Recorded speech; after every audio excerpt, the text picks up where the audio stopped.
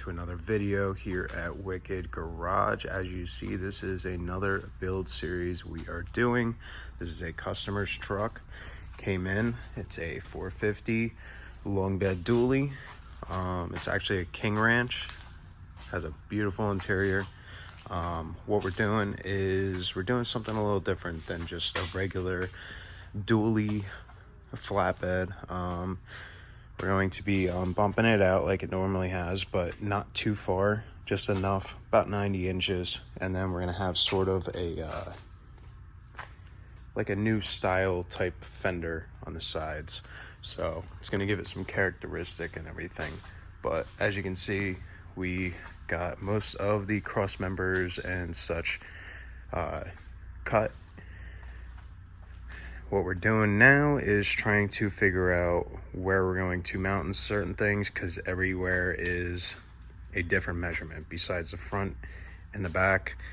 This frame has a lot of ups and downs. So what my plan is to put just a piece here just as a block, and then I'm going to actually take some heavy duty 5/8 believe it's 3x6 angle, and we're going to bolt there and as well as the other side, and then we're going to bolt on this cross member right here and then weld it to the frame itself, not the actual frame, the frame of the flatbed. So other than that, let's get into it, and I hope you enjoy this series that I got coming at you.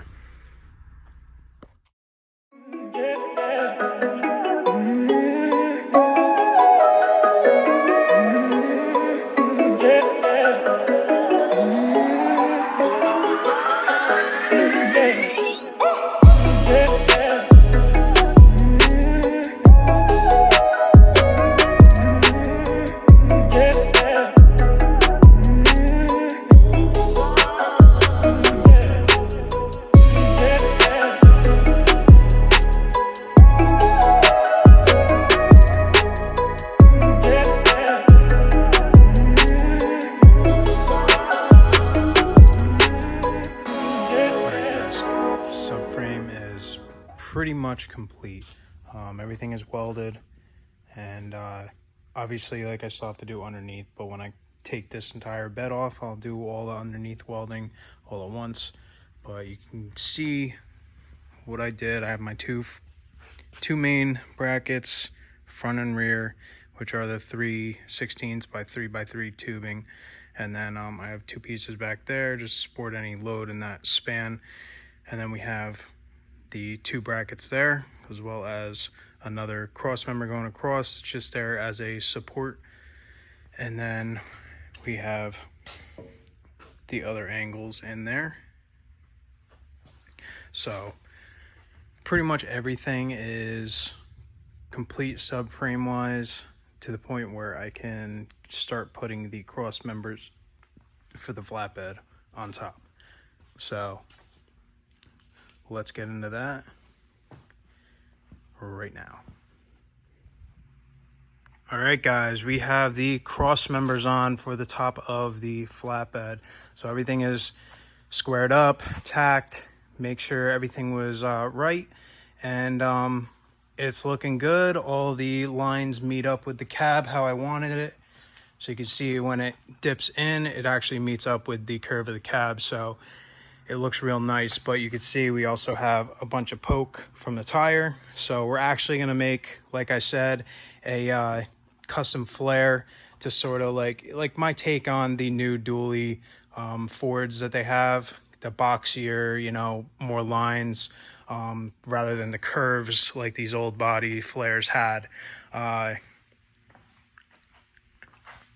Other than that, I mean, you can see what I'm doing. We got the 2x3 1/8 thick tubing going all the way down. Then there's an opening at the end where that cuts in, so that'll make wiring a lot easier.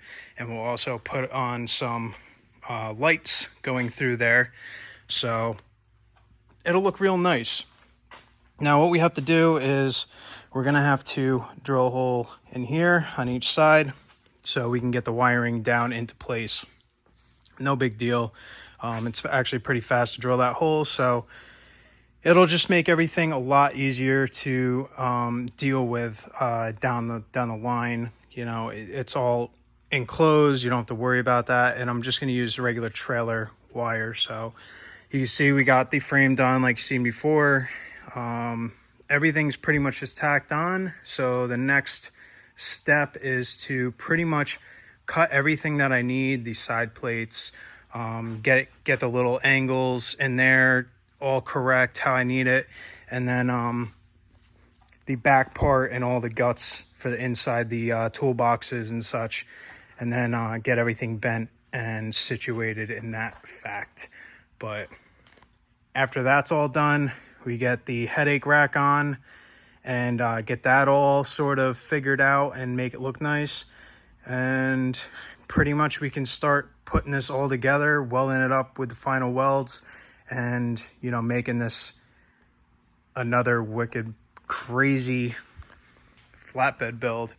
And hopefully more to come of this. If you are interested in anything like this, just I'll leave my contact info down in the description below. So what I did here was I marked the center of the axle. I don't know if you can see that. So 56 inches is the center of this axle.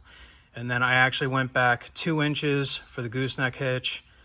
And that is my center point between these two cross members. Obviously, we still have to do some gusseting on here, because even though that's 1/2 inch, I always like to overbuild. Like I say all the time, it's better to overbuild than underbuild and have an issue happen or arise.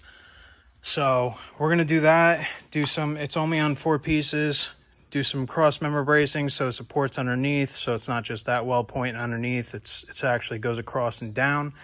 And then after that's all done, we will have you know, a very sturdy setup. And whenever he decides to you know, tow a gooseneck or whatever, he'll have no issue.